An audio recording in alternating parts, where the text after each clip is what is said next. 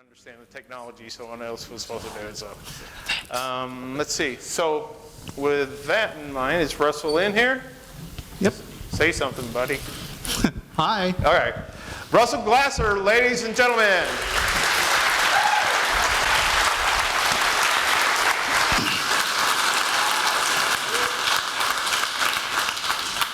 Well, hi there. It's great to see everybody. I'm real excited to be back in St. Louis. I had a fantastic time last December speaking to the Secular Student Alliance at St. Charles Community College, and I'm just wondering if anybody's here tonight or who saw that last December.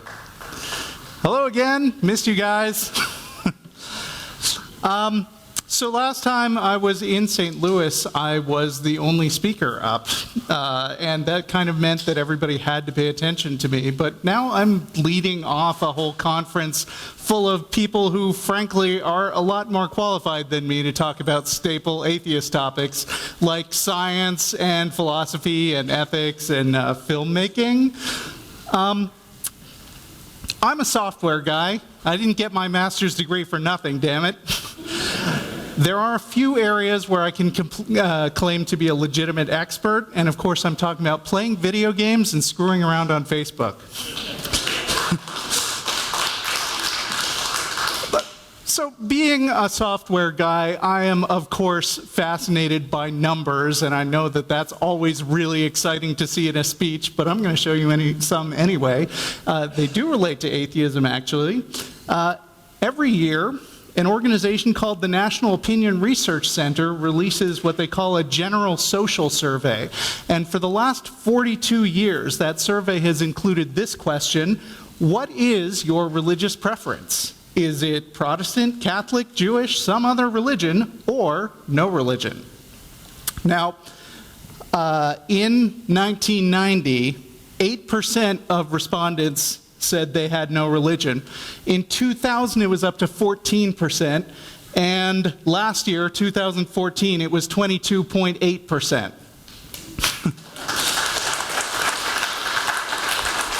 Now, these people whose religion is none, or sometimes we call them nuns for short, they're not necessarily atheists. Only 3% of the people surveyed actually said, I don't believe in God. But even so, you know, this chart really makes me happy. There are some interesting features of this graph. If you look back toward the beginning, you can see that that number was actually relatively flat throughout all of the 70s and 80s. And then for some reason, in the early to mid-90s, it just took off and kept growing until you get to that 22.8% today. So I have a little puzzle for the audience. What other major social change can we all think of that happened sometime around the mid-90s? Anyone? The internet, yes, that's my favorite topic. Let me see here. So, the internet grew. 1995, 14% of American adults use the internet. It goes almost all the way to 50% in just a few years in the year 2000. And last year, it was 87% of American adults use the internet. Now, some people I tell that to are surprised that it's that low. Also, in 2015, 64% of United States citizens owned a smartphone, which lets you carry the internet in your pocket, and that's cool. When I started college in 1992, that's off the chart. They hadn't bothered keeping track of this number yet because the fine people at Pew Research probably had not really heard much about it. Some people had heard something or other, Al Gore saying there's some kind of information superhighway coming, but they were like, what's that? But I made one of the best decisions of my life in my college sophomore year when I switched from physics to computer science. No offense to you physics majors out there. And for the next few years, I watched as everybody gradually got on board with me. So, what effect has the internet had on our culture in those years? I got for you a TV commercial from the year 1970. it is a phone company that is bragging that now you can make a long-distance call for as little as 70 cents a minute.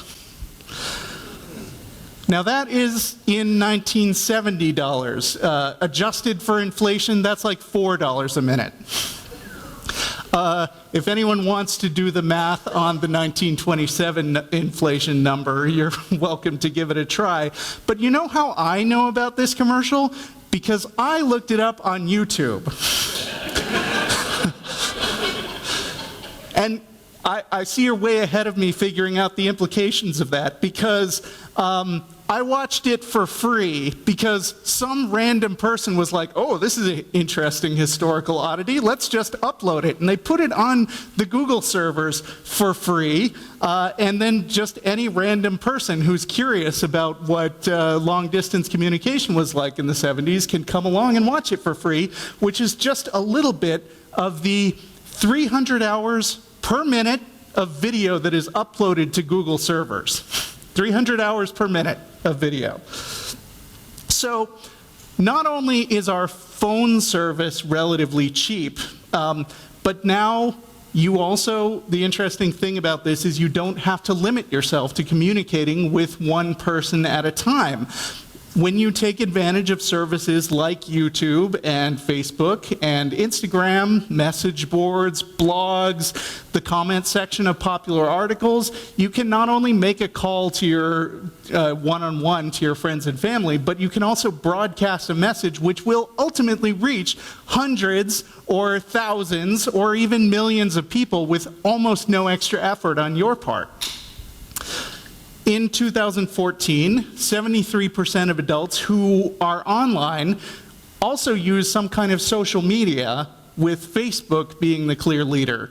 And I think that's a really great thing for atheists, and for proponents of mainstream religion, not so much. Because a key hallmark of religious teaching is that it tends to rely on unquestioned authority without enabling any competition. So I have an article from 2013 in the New York Times. It was titled, "Some Mormons Search the Web and Find Doubt," and I'd like to read an excerpt for you. When fellow believers in Sweden first began coming to Mormon elder Hans Mattsson with information from the internet that contradicted the church's history and teachings, he dismissed it as anti-Mormon propaganda, the whisperings of Lucifer. He asked his superiors for help in responding to the members' doubts, and when they seemed to only sidestep the question, Mr. Mattsson began his own investigation. But when he discovered credible evidence that the church's founder, Joseph Smith, was a polygamist, and the Book of Mormon and other scriptures were rife with historical anomalies, Mr. Mattsson said that he felt the foundation on which he had built his life beginning to crumble. Around the world and in the United States, where the faith was founded, the Mormon Church is grappling with a wave of doubt and disillusionment among members who encountered information on the internet that sabotaged what they were taught about their faith, according to interviews with dozens of Mormons and those who study the church. Now, by the way, if some of you are a bit as surprised as I was to learn that a Mormon church elder actually didn't know that Joseph Smith was a polygamist, you might be even more surprised to learn that the Mormon church only officially acknowledged that fact for the first time last November. So this phenomenon isn't limited to Mormons. Here's one about a former Hasidic Jew from Slate.com in 2012. And this says, once upon a time, a Hasidic Jew looking for escape might have gone to the library, but F. Wiesel discovered her public library existed at around the same time that she also discovered, say it with me, the internet. Wiesel started going online at 19 on her husband's laptop, and within 2 years, she began exploring blogs by people who had left Hasidism, and she had a huge realization. She wasn't the only Hasidic Jew questioning what she now calls a lifetime of indoctrination and being taught not to think. When she set up an anonymous Facebook account, her profile picture was a painting of Eve in the Garden of Eden, symbolizing that the internet had become her tree of knowledge. And in time, Wiesel became so rebellious that she was asked by her community leaders to hand over her laptop. Great response. But of course, then it was too late. So if you look all around, you can find similar stories about Jehovah's Witnesses, Scientologists, Catholics, Baptists, fundamentalists, you name it. The problem is so bad that it is getting more and more attention from professional evangelicals like Josh McDowell, the author of Evidence That Demands a Verdict, who says, "The internet has given atheists, agnostics, skeptics, the people who like to destroy everything that you and I believe, the almost equal access to your kids as your youth pastor, and you have, whether you like it or not. This abundance of information has led to skepticism, and then the internet has leveled the playing field."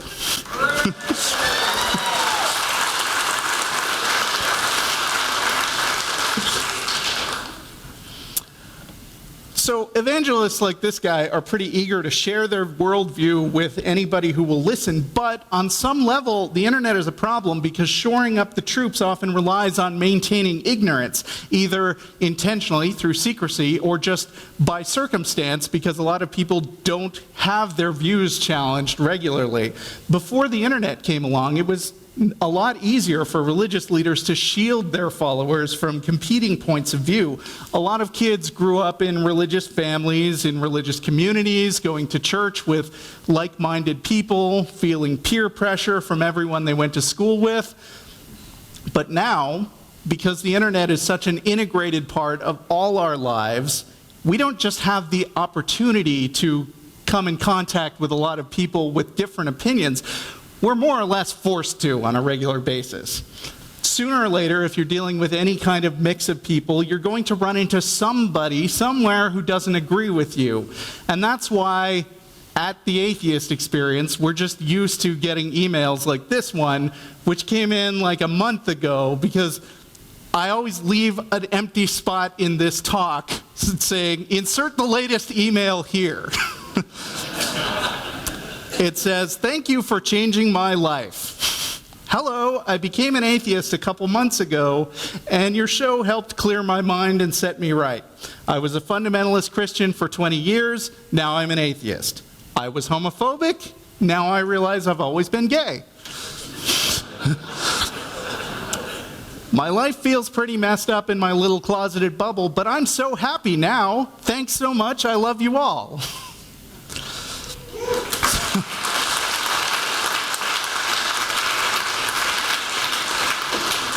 Now, I'm not just saying that to toot our own horn. I like doing that, but also I have a point.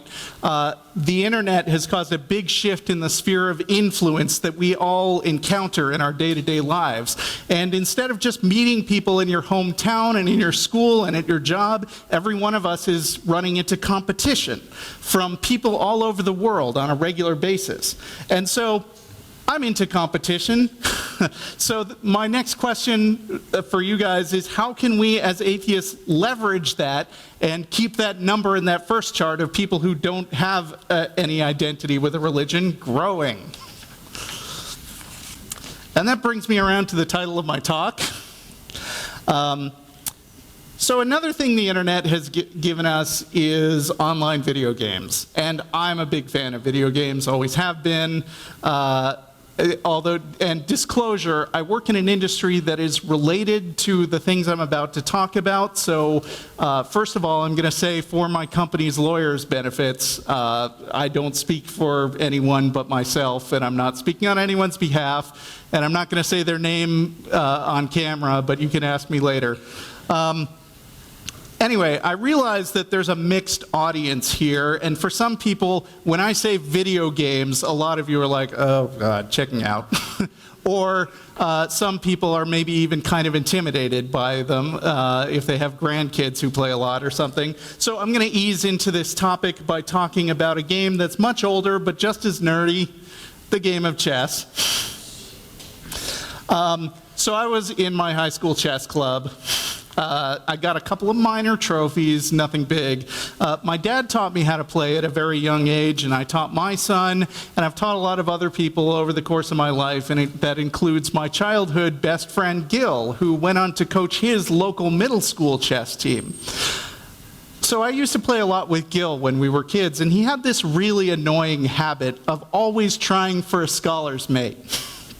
And that's what I've shown up on the board. People who have a little bit of familiarity with chess right now might be thinking, I thought that was called a fool's mate. Well, you're wrong. There is something called a fool's mate, but actually that is a checkmate in 2, which ends the game, but it requires the losing player to actually play like a fool. You have to play as badly as possible. Now, this position, on the other hand, this is a mate in 4, and it happens to novice players all the time. Basically, what happens is you move the pawns out, that's normal, but then black is trying to develop his minor pieces normally, but white moves his bishop to the center, you can see it up there, and then he moves the queen up diagonally, and then knocks out the king on the 4th move. Takes out the pawn next to the king, which is a checkmate because the queen is covered by the bishop. It's no big deal if you don't speak chess language.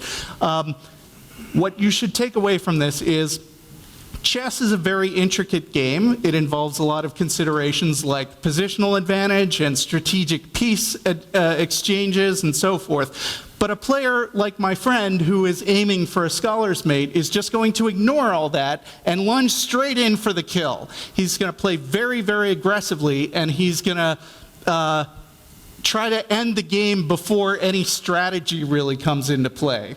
So it's pretty satisfying if you win that way, and it's very embarrassing if you lose to it. And I lost to it. You know that old saying, fool me once, shame on you, fool me 4 times, I can never show my face in public again. Some people run into this style of play and they get mad. And that's normal, but getting beaten like this should also be a learning opportunity about chess. Because the truth is, this kind of play is not very good. Anybody who's played chess for more than a short time will learn to recognize, oh, hey, he moved his queen out, I see a scholar's mate coming, and it's actually super easy to counter if you notice it. And once you counter the scholar's mate, the white player is actually in a pretty bad position because, for one thing, his queen is out on the board, and the queen's a very powerful piece, but when the queen's out in the middle of the board, all the smaller pieces can attack it, and then the queen has to kind of run away from the other smaller pieces, and that wastes time that the other player can use developing his position. So this is a real all-or-nothing play in chess. You take a big chance, and then if it doesn't pay off, you're in a losing position. But some players don't really want to learn this lesson, and there's a word for that type of player on the professional video game circuit, and yes, there is a professional video game circuit. But they call this kind of player a scrub. Now, a scrub is a special kind of bad player who can't improve at a game because the scrub is constrained by a set of mental rules. Like a scrub might get caught out by a scholar's mate like this and say, well, that's not fair. Chess is stupid. Scholar's mate always wins. I think that move should be illegal. Well, scholar's mate is legal, and it's not unbeatable, like I just said, but if it was unbeatable, then the way you would learn that is just to play like my friend. You could play scholar's mate every single game, and one of 2 things is going to happen. Either you're always going to win, and in that case, good job, you've mastered chess. You can beat every grandmaster in the world with these 4 moves. Or one day you will play a scholar's mate, and you will get your butt kicked. But that's great, because when you lose, then you've learned something. You've just learned how you beat a scholar's mate. You just do what your opponent did, and you'll never be caught off guard again. That's how you learn and grow in a competitive game. So this slide that I put up earlier is actually a book I read years ago by a professional Street Fighter player named David Serlin, who now is a game designer. And it was very inspiring to me, because this was shortly before I got into atheist activism, and it influenced a lot of the way I think of the competition that we always face in our day-to-day lives. And they really operate on the same principles, such as arguing with Christians, but I'll get back to that a little later. Games that you play against other people are really interesting in a unique way that's different from like playing a game like Solitaire or a single-player game like Super Mario Brothers. When you play a competitive game, you're always going to have a teacher who is giving you examples that might show you a better way to play. And by the teacher, I'm talking about your opponent. If you make a mistake, it's your opponent who's going to show you how to capitalize it. And if you think you have an unbeatable strategy, your opponent will helpfully teach you the flaws in your strategy. So you never learn as much from winning as you do from losing. Now, I got kind of an interesting, ironic revenge on Gil later, because years later, I taught him how to play another online game called StarCraft 2. And I also taught my son to play. He's 13 now. He was about 10 when he first tried playing. So StarCraft 2, I'm assuming a lot of people aren't familiar with it, but it's a fast-paced game that's a little bit like chess, because you control an army, but it runs in real time, and the characters look kind of realistic, and they use guns and spaceships and weird sci-fi powers.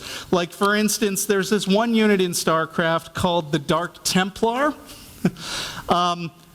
This may be hard to see if you're not a player yourself, but those little light blue figures down here are little cloaked, scythe-wielding melee warriors who are currently ripping apart a helpless Terran's base. And the reason that the Terran is helpless to defend himself is because those guys are invisible to him. And that seems really unfair.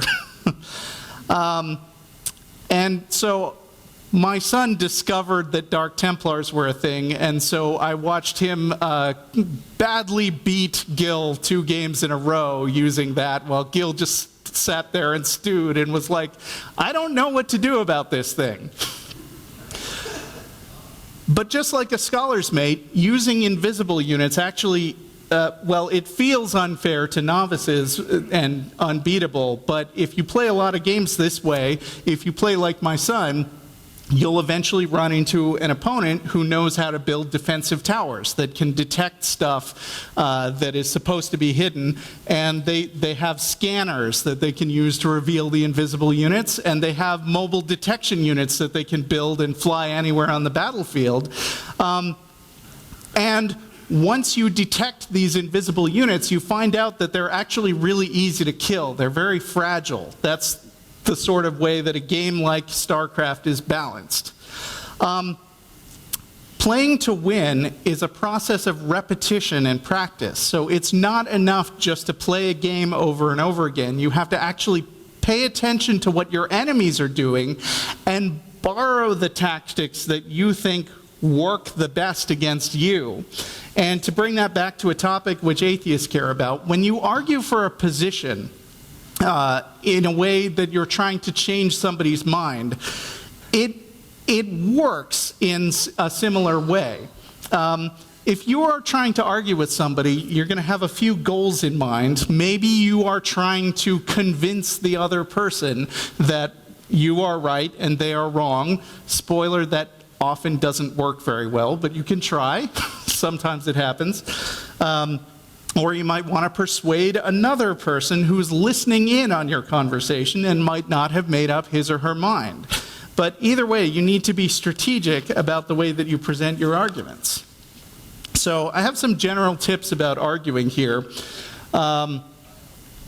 First of all, very often, well-meaning scientists or political activists will fall into the trap of thinking, well, I'm saying things that are true, and so all I need to do is present the facts, and I will win people over to my side. Obviously, the only reason people don't believe in evolution or global warming or the obvious fact that God doesn't exist is because they just haven't heard me say my thing yet. So I see some people have tried that approach. Did it work? So if I could give one piece of advice to my fellow truth seekers, it would be stop doing that. You can't win a game just by showing up. Yeah, having truth on your side is an advantage, and it's a pretty good advantage. What we learn from the scientific method is that true statements tend to be repeatable and testable and reliable and consistent. And that's great, but that's not the only reason why people believe things. They may believe things because they're emotionally appealing. Or they may believe them because they've been conditioned to agree with what a lot of their friends and family believe. Or there are false ideas going around that appeal to their vanity, like, for instance, I'm one of the few smart people in the world who truly understands the scope of the vast government conspiracy that's all around us. There are thousands of things that motivate people to believe something, and unfortunately, truth is only one component of that.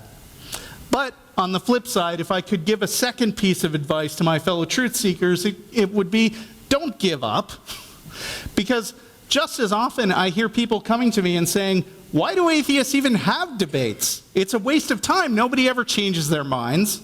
Well, of course people change their minds all the time. Where did all of you atheists come from? I was raised,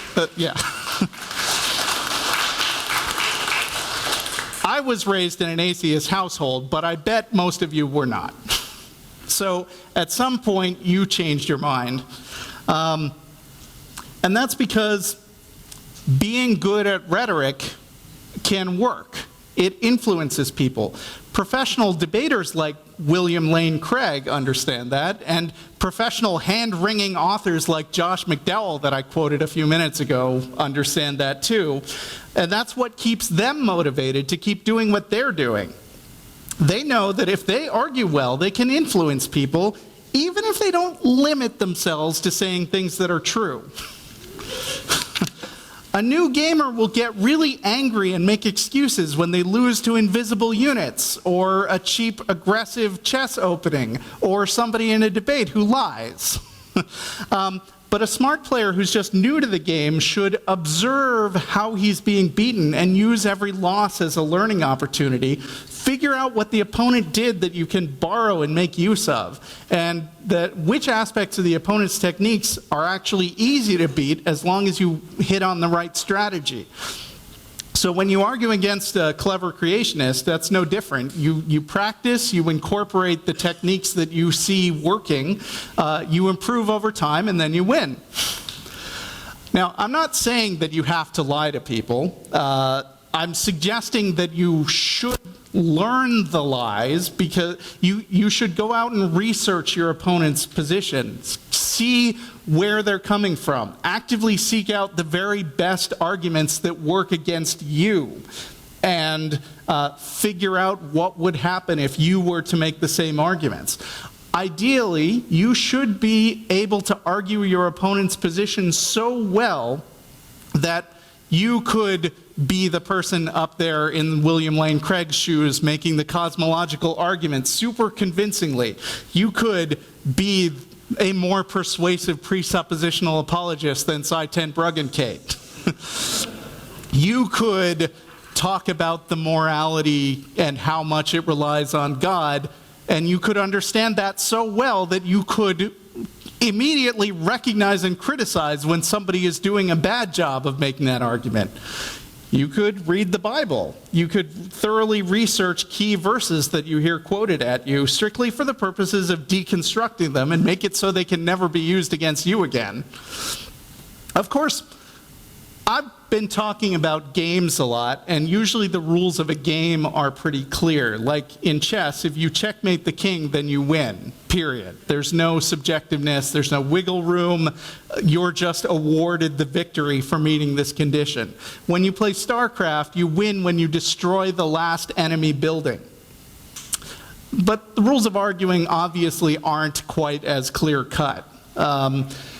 Some of the time you might be in a formal debate and be lucky enough to just have a judge who says, well, this guy won, but that's the exception, not the rule. Most of the time when you're arguing in your day-to-day lives, you'll be arguing with people and not have a clearly defined external goal.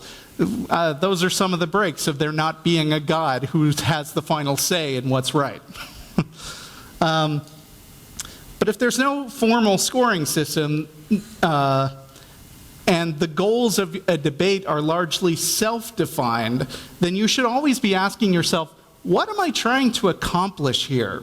If you think you can't be satisfied unless you can easily convert a Christian to atheism in 5 minutes of wowing him with your brilliant rhetoric, get used to disappointment.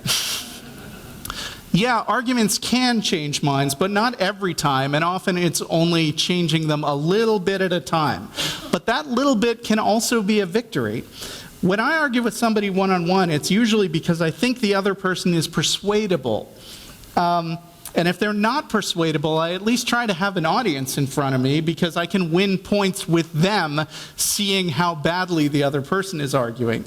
But if my opponent isn't reasonable, and an audience isn't interested, and maybe I don't just need practice seeing how these arguments work and what the responses are, then maybe there's no point arguing. Like people write and ask, how can I change my dad's mind? It's like, you can't, and probably if you try, you will just drive a wedge between them. So you need to be a little more goal-oriented about it and recognize what's a situation that you can win.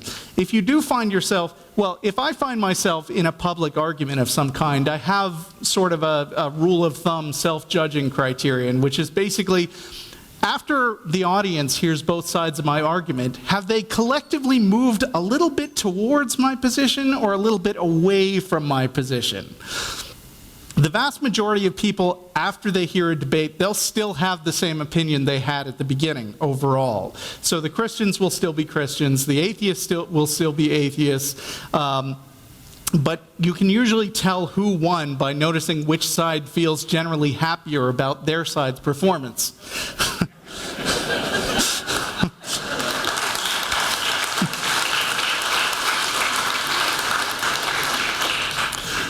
So last year, a lot of us watched Bill Nye debate Ken Ham, and the overall coverage at the end was mostly generally favorable to Bill Nye.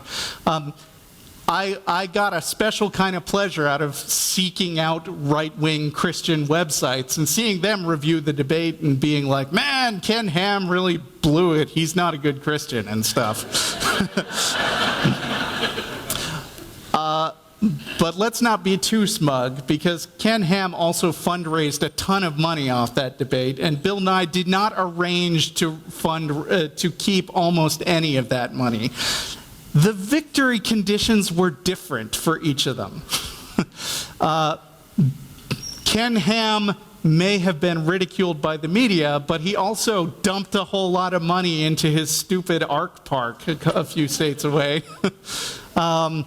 And that's actually not going so well right now, but still. Ken Ham had a goal when he went into that debate, and it was different from Bill Nye's goal. And so these kind of considerations are why I like to ask people when they're arguing, what do you want to accomplish? And if you are meeting or exceeding your own appropriately defined goals, then sure, you're coming out ahead. if you accomplish a little bit of drift in people's position over time, it might not seem like a big deal, but if you argue with a lot of people over the course of your life and you do it really well, you can have a noticeable impact on the way people think.